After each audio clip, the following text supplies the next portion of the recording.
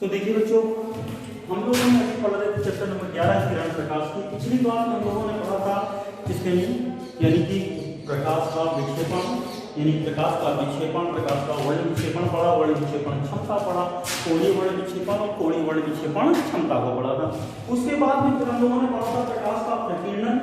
प्रकाश का प्रकीर्णन पढ़ा, यानी कि जब प्रकाश हमारे जैसे नहीं वायुमंडल में उपस्थित अत्यंत सूक्ष्म कणों पर आपतित होता है तो वह प्रकाश मार्ग से एक निश्चित दिशा में परावर्तित न होकर विभिन्न दिशाओं में परावर्तित होता है, विभिन्न दिशाओं में परावर्तित होता है। प्रकाश की इस घटना को प्रकाश का प्रकीर्णन कहते हैं। अब जो आज का टॉपिक है वह है प्रकीर्णन पर आधारित कुछ घटनाएं। तो देखिए आज का जो टॉपिक है वो है प्रकीर्णन, प्रकीर्णन पर आधारित, प्रकीर्णन पर आधारित कुछ घटनाएं।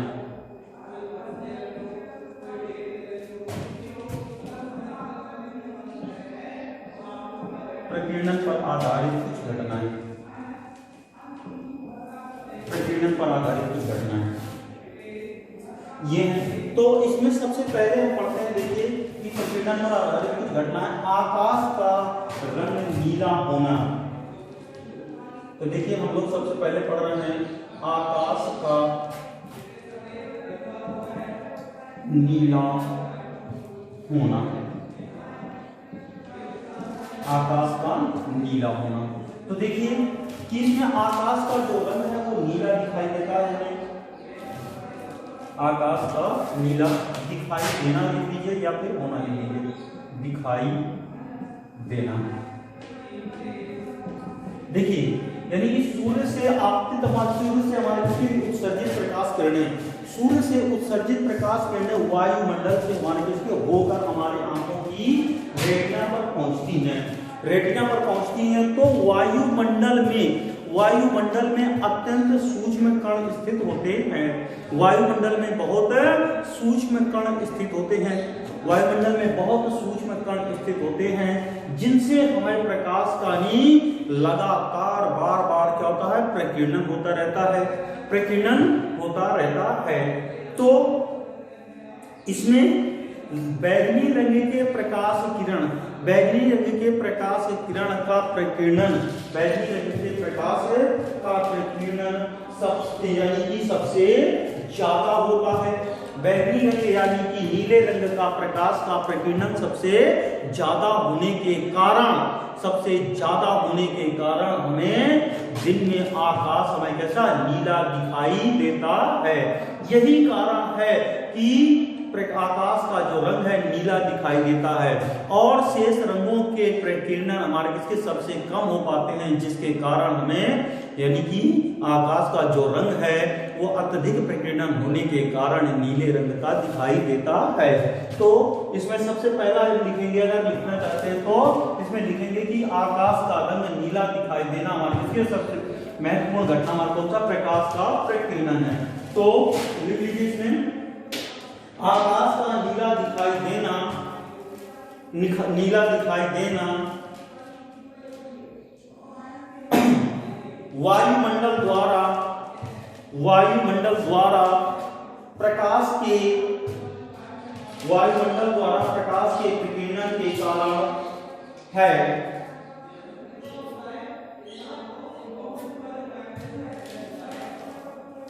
जब आकाश को देखते हैं, जब हम आकाश को देखते हैं तो हमें प्रकीर्णित प्रकाश ही दिखाई देता है, प्रकीर्णित प्रकाश ही दिखाई देता है।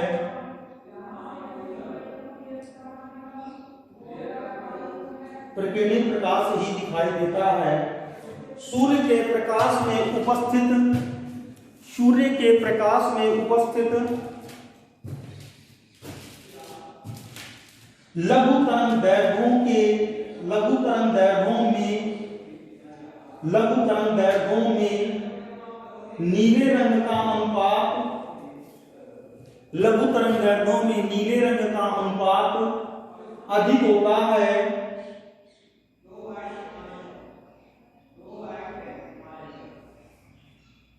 लघु तरंगदैर्घ्यों का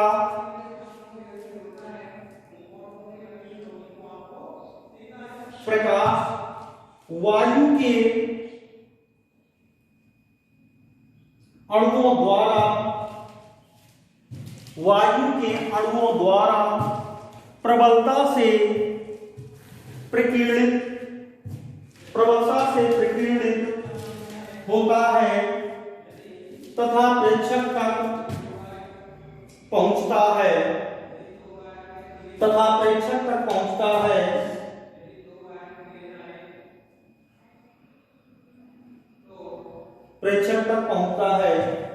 यही आकाश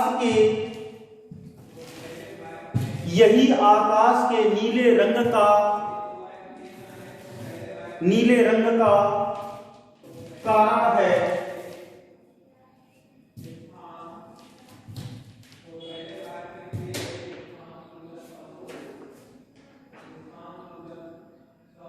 यदि पृथ्वी पर वायुमंडल उपस्थित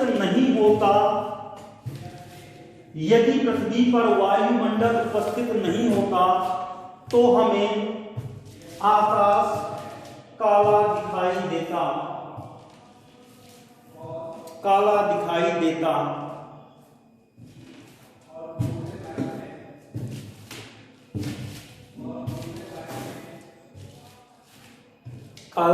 देता। जब अंतरिक्ष यात्री वायुमंडल को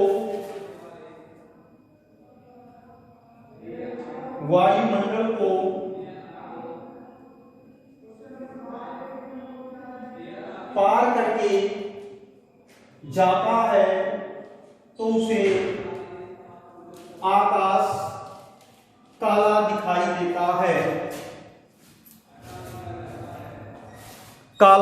देता है। अब देखिए इसके बाद में हम देखते हैं कि सूर्य का सूर्योदय तथा सूर्यास्त के समय लाल दिखाई देना। तो दूसरी घटना पढ़ते हैं, सूर्य का सूर्योदय तथा सूर्यास्त के समय लाल दिखाई देना। देखिए सूर्योदय, जब सूर्य हमारा किसके नहीं क्षैतिज से नीचे होता है तो सूर्यास्त, क्षैतिज से नीचे चला जाता है तो सूर्यास्त होता है, और जब सूर्य क्षैतिज से कुछ ऊपर आता है तो उसे हम कहते हैं सूर्योदय। तो सूर्य जब हमारा किसके नहीं जब सूर्योदय और तथा सूर्यास्त होता है तो उस समय सूर्य से चलने वाली प्रकाश किरणों को सबसे अधिक दूरी तय करनी पड़ती है। तो जिसके कारण उससे चलने वाली प्रकाश किरणों का प्रकीर्णन होता है, वायुमंडल द्वारा उसका प्रकीर्णन होता है। तो लाल रंग का प्रकीर्णन सबसे कम होता है और इसके शेष रंगों के प्रकीर्णन यानी कि बैगनी तथा अन्य प्रकाश किरणों का प्रकीर्णन सबसे अधिक होता है। इसी कारण सूर्योदय तथा सूर्यास्त के समय सूर्य हमें लाल दिखाई देता है।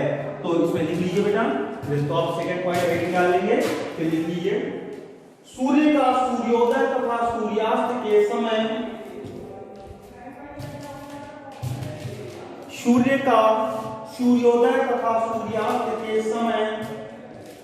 लाल दिखाई देना भी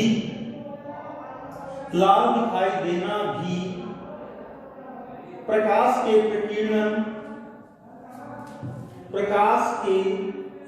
प्रकीर्णन की घटना है।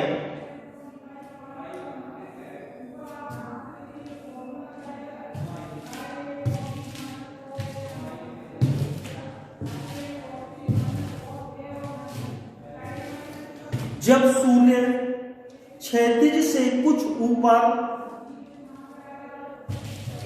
ऊपर आता है, क्षैतिज से कुछ ऊपर आता है तो सूर्योदय होता है।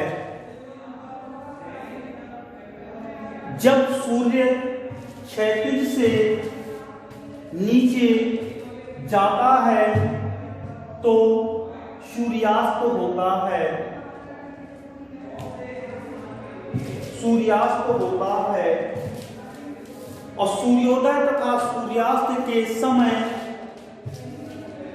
सूर्योदय तथा सूर्यास्त के समय सूर्य से चलने वाली प्रकाश किरणों को सबसे अधिक दूरी तय करनी पड़ती है। सबसे अधिक दूरी तय करनी पड़ती है। इसलिए वायुमंडल में उपस्थित अणुओं के कारण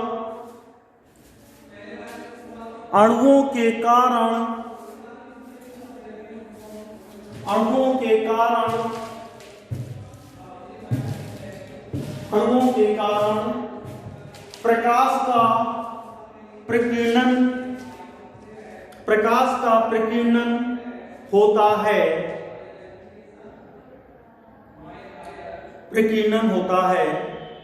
लाल रंग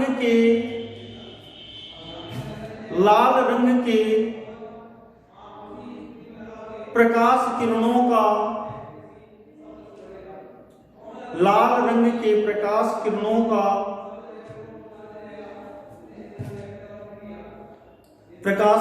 प्रकीर्णन सबसे कम होता है।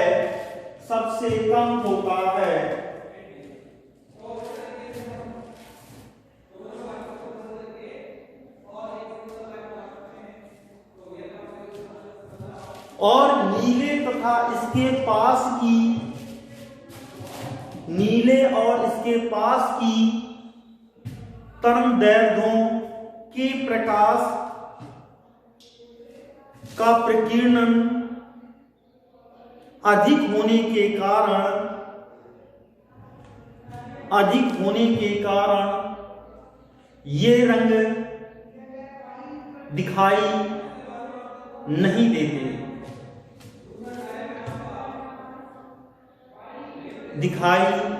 देते। इसलिए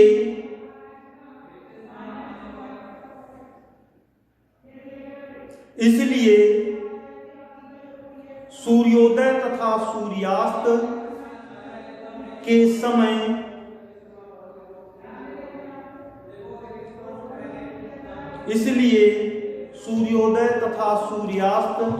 के समय सूर्य लाल दिखाई देता है।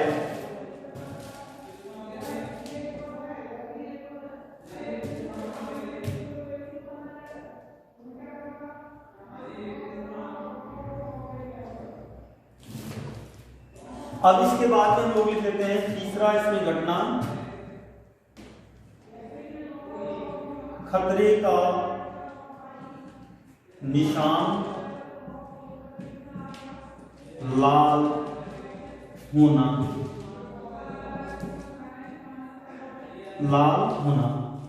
अब देखिए हम लोग खतरे के निशान को अक्सर लाल कलर का ही देखते हैं कि लाल अगर लाइट जल रही है तो इसका मतलब है कि आगे जाकर खतरा होगा, या लाल कहीं भी कोई भी चीज है तो खतरे के निशान में हमेशा लाल वस्तु का प्रयोग किया जाता है, क्योंकि उससे चलने वाली प्रकाश किरणें बिना प्रकीर्णित हुए सबसे अधिक दूरी तय करती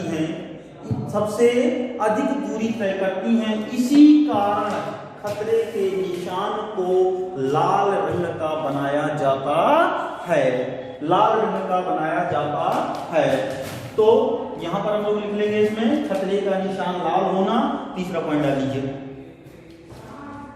इसमें लिख लेंगे कि लाल संकेतों का प्रयोग खतरे को दर्शाने के लिए, खतरे को दर्शाने के लिए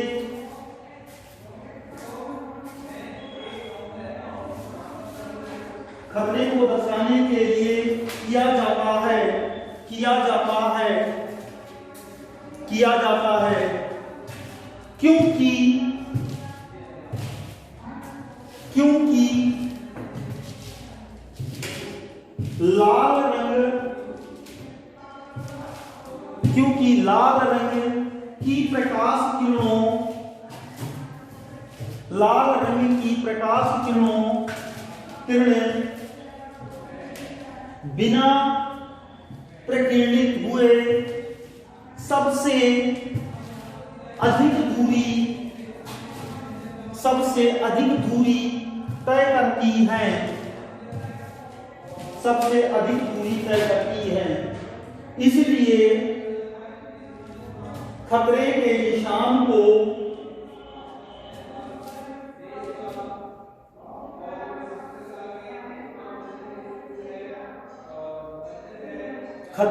निशान को लाल रंग के बनाए जाते हैं।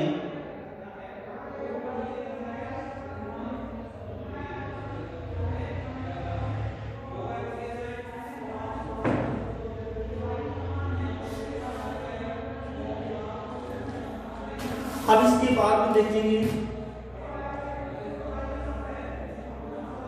बादलों का सफेद होना।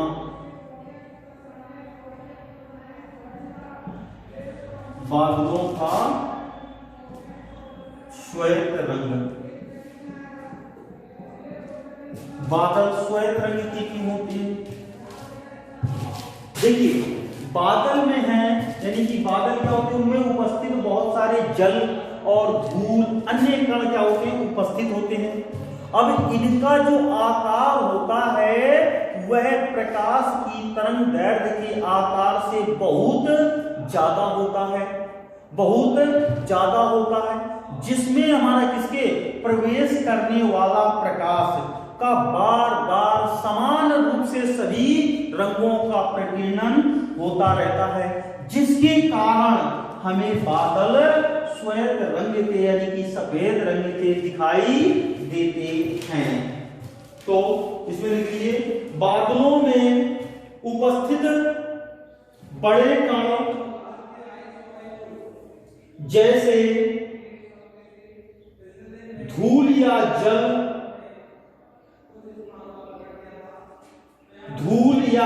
बूंदें आकार में प्रकाश की तरंगदैर्घ्य से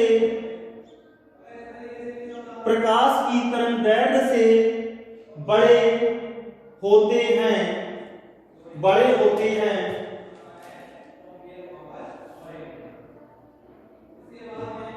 तथा लगभग सभी तरंगदैर्घ्य का एक समान रूप से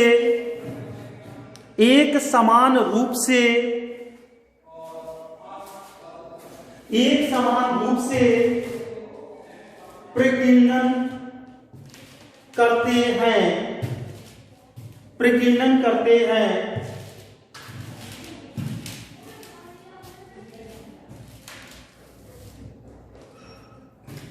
इसलिए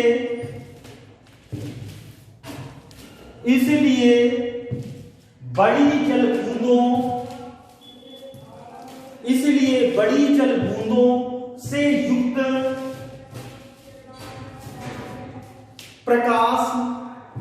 बूंदों से युक्त बादल सामान्यतः सफेद होते हैं।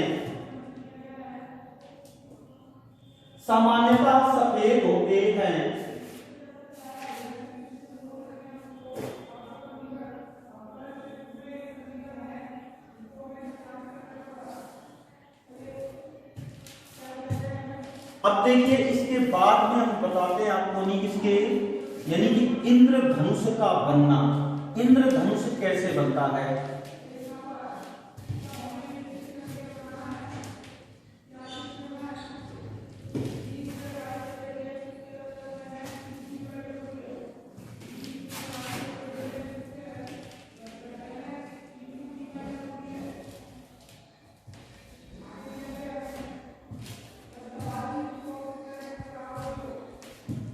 अब देखिए रेनबो, इंद्रधनुष,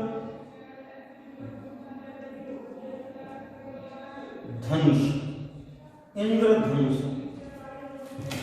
इंद्रधनुष।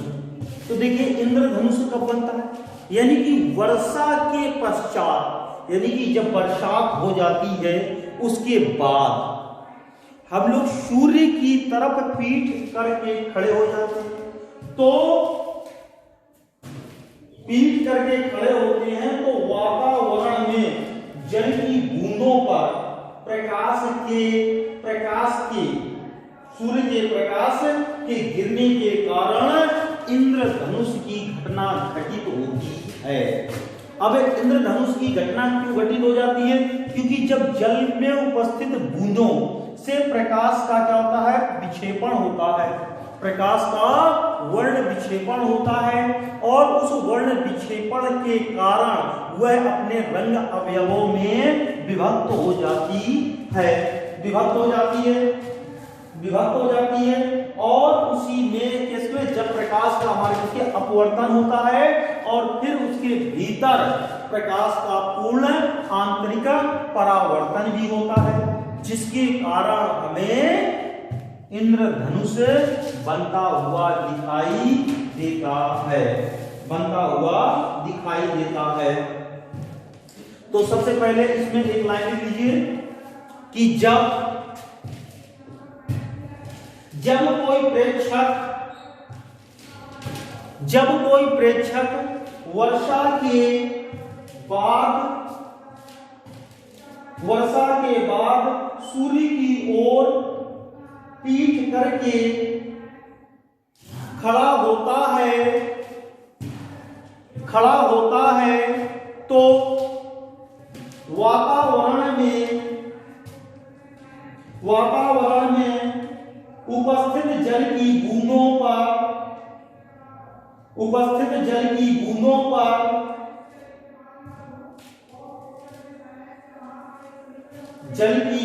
पर सूर्य के प्रकाश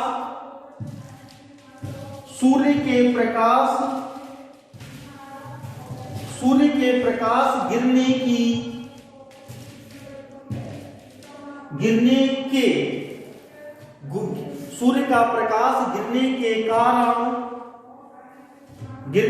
कारण इंद्रधनुष बनने की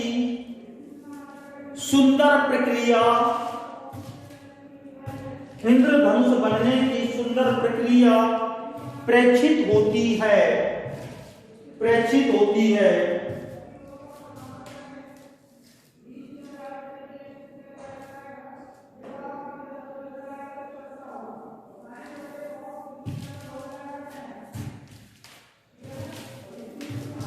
तो नई लाइन से लिख सकते हैं, इसके बाद में आप लोग नई लाइन से लिखेंगे कि प्रकाश के वायुमंडल में उपस्थित बूंदों द्वारा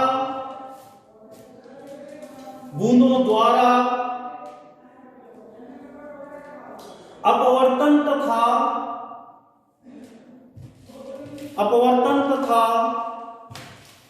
पूर्ण आंतरिक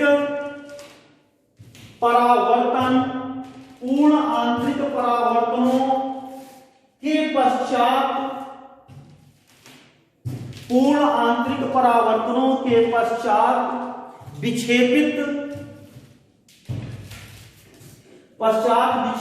होने से ही इंद्रधनुष निर्मित होता है।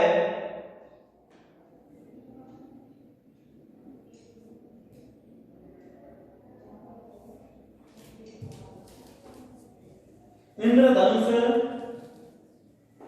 निर्मित होता है।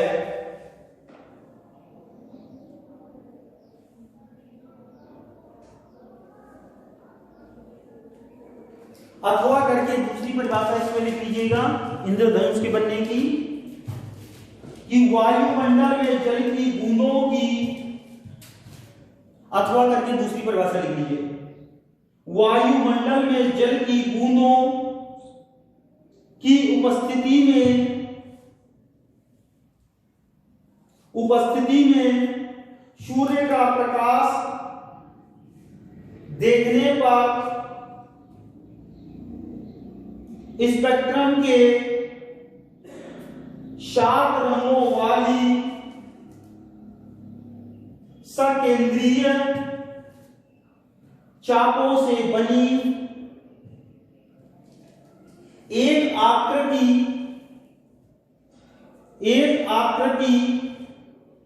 दिखाई देती है।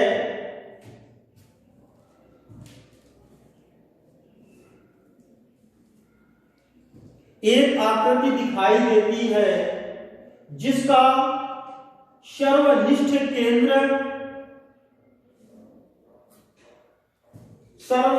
केंद्र सूर्य तथा प्रेक्षक को मिलाने वाली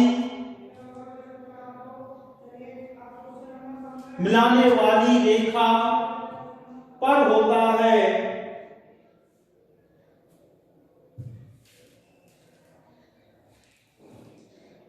रंगीन चापों से बनी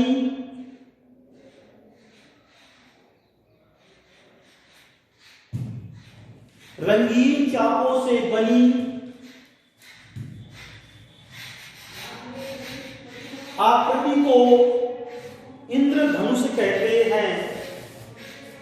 इंद्रधनुष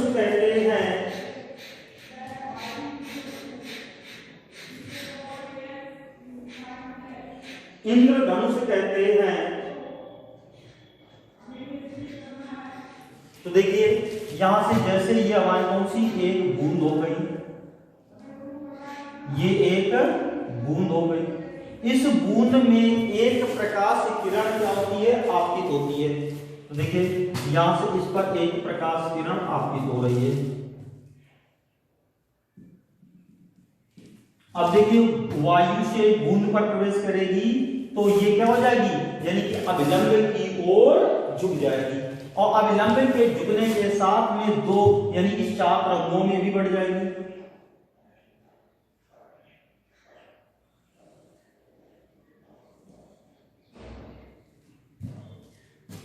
7 रंगों में बढ़ जाती है।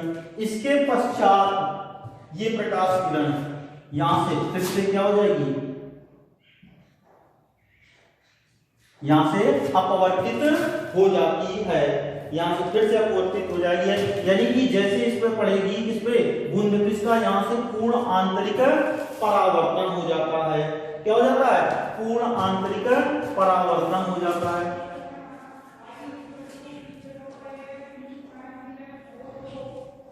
ये इस प्रकार से इसका पूर्ण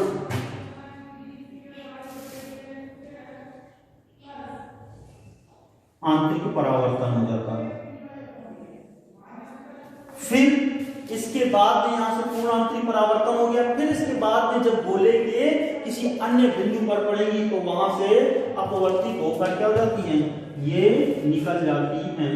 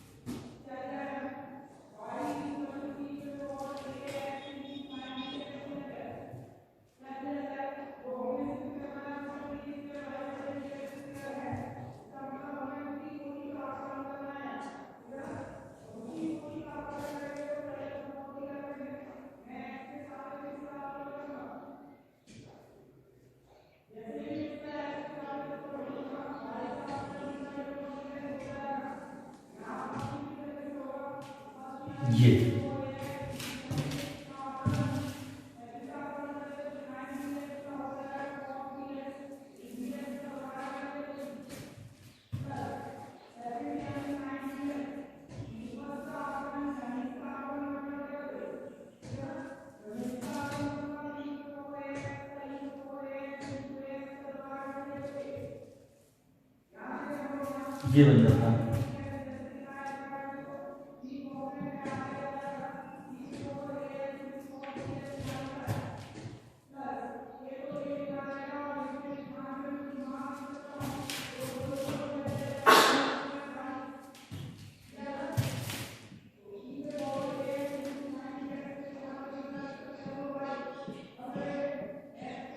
इसको बना लीजिए बेटा।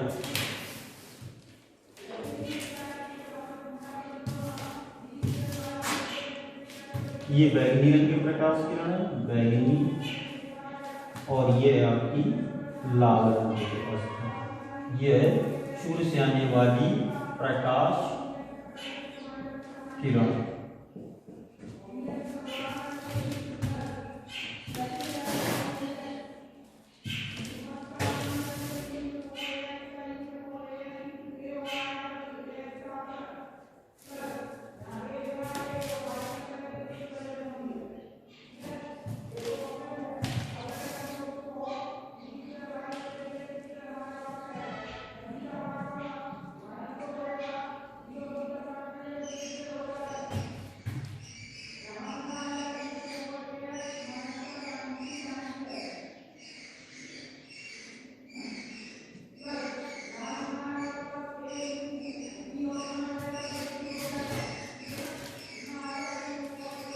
ये जो एंगल आंतरिक करती है 42 डिग्री का, और ये एंगल करती है 40 डिग्री का। ये चित्र बनाइए।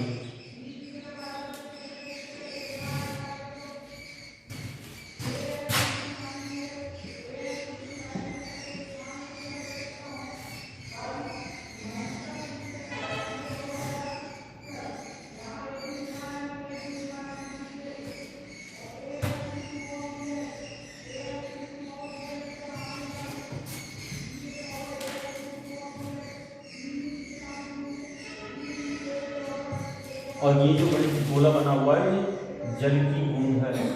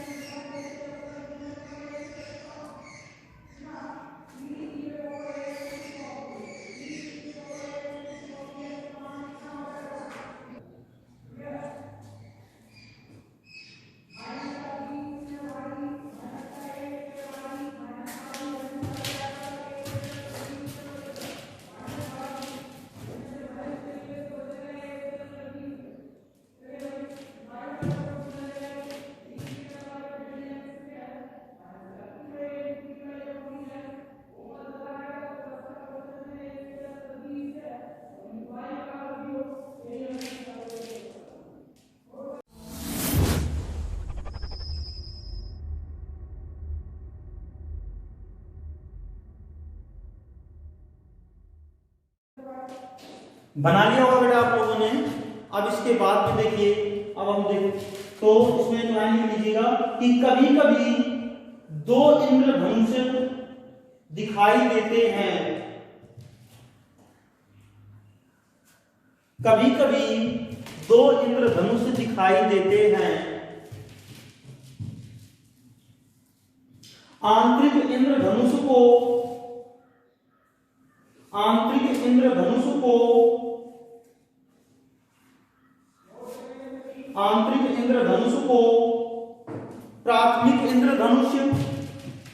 प्राथमिक इंद्रधनुष और बाहरी इंद्रधनुष को द्वितीयक इंद्रधनुष कहते हैं।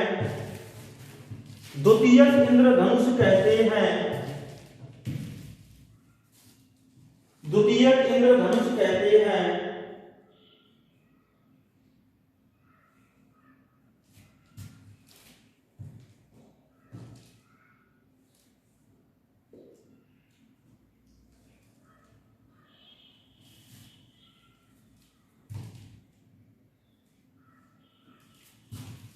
तो देखिए बेटे ये वाला बन गया हुआ चित्र।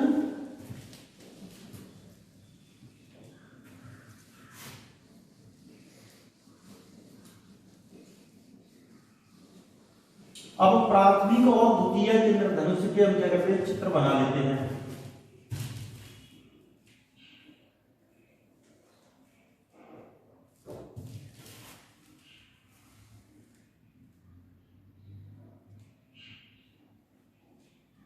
तो देखिए वर्षा की ये बूंदें,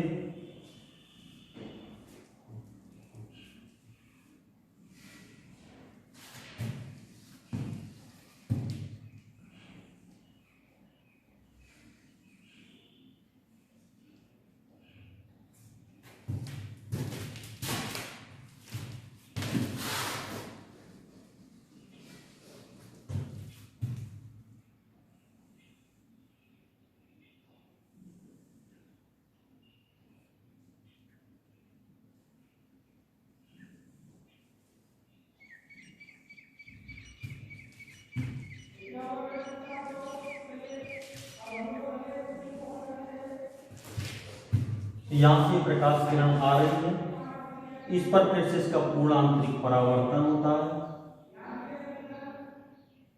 यहां से फिर से इसका पूर्ण आंतरिक परावर्तन हो जाता है, यानी कि 2 बार इसका पूर्ण आंतरिक परावर्तन होता है और जाकर एक बिंदु पर मिलती है।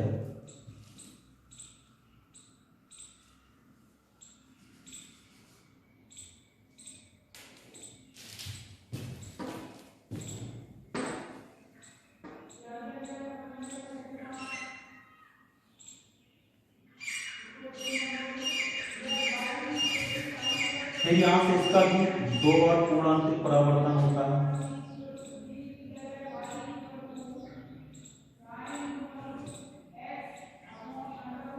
और इसका 2 बार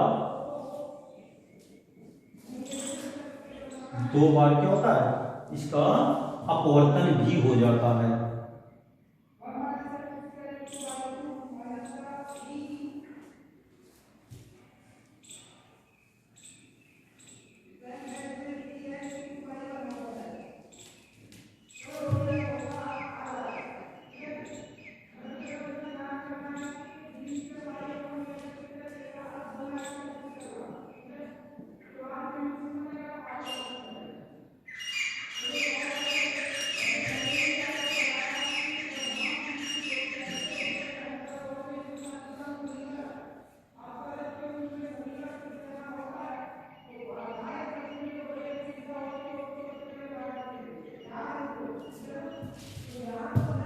फिर इसमें हमारा कौन सा नहीं, तो ये आपका नहीं बन गया, ये कहलाएगा आपका द्वितीयक इंद्रधनुष।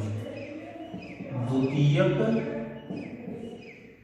इंद्रधनुष। अब जब बूंदों पर हमारा कौन सा प्रकाश अपना आपतित होती है, इसका एक बार पूर्ण आंतरिक परावर्तन होता है।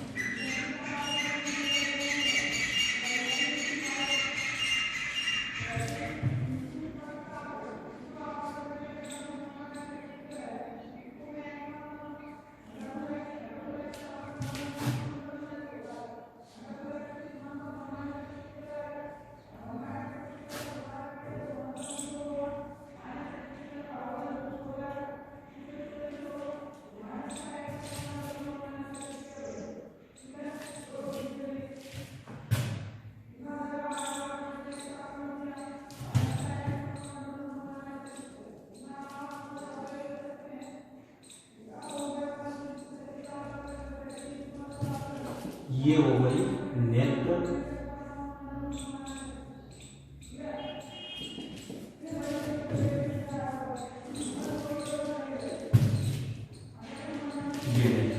तो ये जो बना है आपका प्राथमिक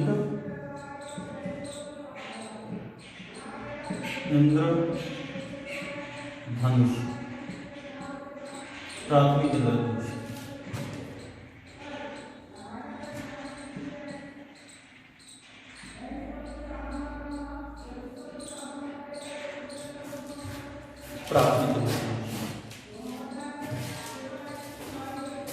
जो इंद्रधनुष द्वितीय इंद्रधनुष है वो ये आपका बनाएगा 40 डिग्री से लेकर 42 डिग्री के मध्य, और ये जो द्वितीय इंद्रधनुष बनता है वो 51 से लेकर 53 डिग्री के मध्य बनता है।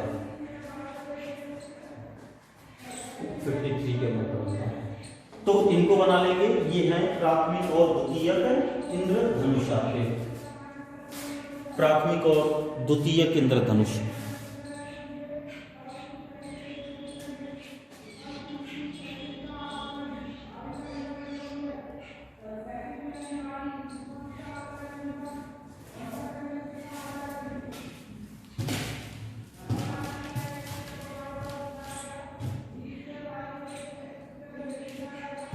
ये जो है लाइन आपकी, ये इंद्रधनुष की अक्ष कहलाती है। इंद्रधनुष इंद्रधनुष की अक्ष, इंद्रधनुष की अक्ष कहलाती है।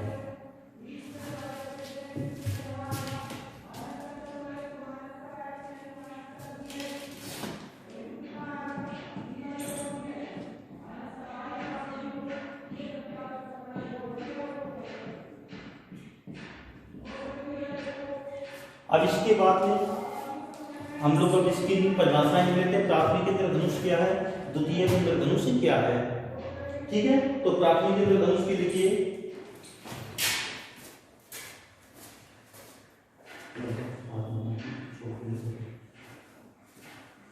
प्राथमिक इंद्रधनुष में लिख लीजिए कि बूंदों पर आपतित प्रकाश के, बूंदों पर आपतित प्रकाश के, बूंदों पर आपतित प्रकाश के 2 बार अपवर्तन और 1 बार पूर्ण आंतरिक परावर्तन के कारण प्राथमिक इंद्रधनुष का निर्माण होता है। प्राथमिक इंद्रधनुष का निर्माण होता है।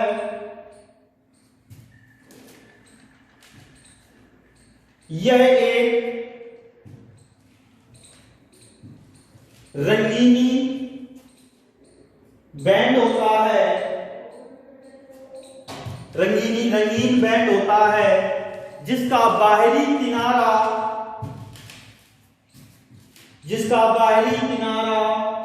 लाल तथा आंतरिक किनारा बैंगनी रंग का होता है,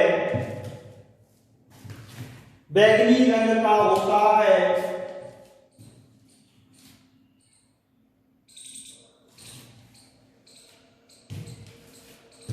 प्राथमिक इंद्रधनुष के आंतरिक और बाह्य किनारे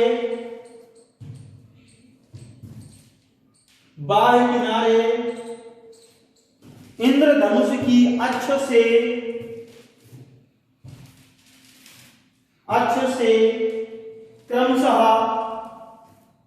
क्रमशः 40 और 42 डिग्री का कोण बनाते हैं,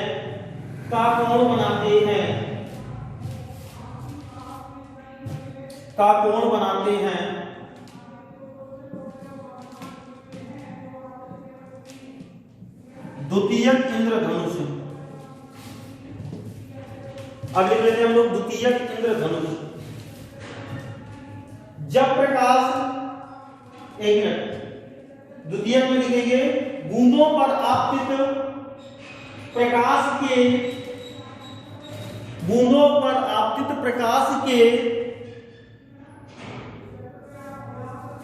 2 बार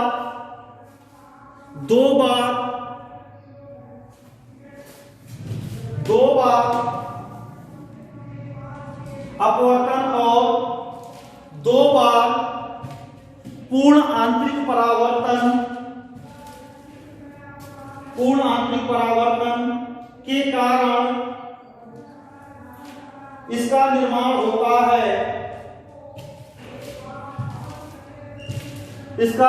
होता है।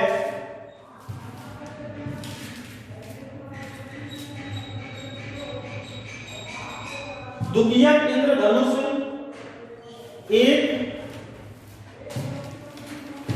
इंद्रधनुष एक रंगीन बैंड है,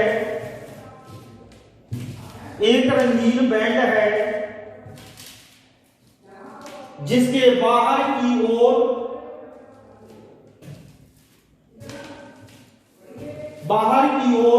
बैंगनी रंग तथा अंदर की ओर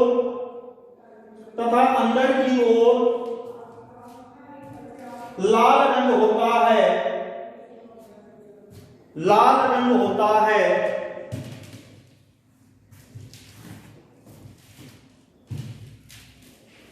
इंद्रधनुष के बाहरी और आंतरिक किनारे इसकी अक्ष के साथ, एक मिनट यहाँ 54 कर लेना, अक्ष के साथ क्रमशः 54 डिग्री और 51 डिग्री के कोण, 54 डिग्री और 51 डिग्री के कोण आंतरिक करते हैं,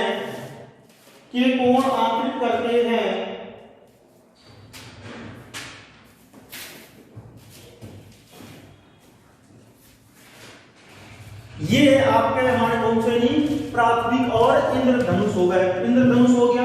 अब इसके बाद में हम लोग पढ़ेंगे नेक्स्ट क्लास में नहीं प्रकाशिक यंत्र, जिसमें पहला प्रकाशिक यंत्र है मानव नेत्र। फिलहाल इसमें इतना ही पढ़ते हैं, फिर मिलते हैं नेक्स्ट क्लास में।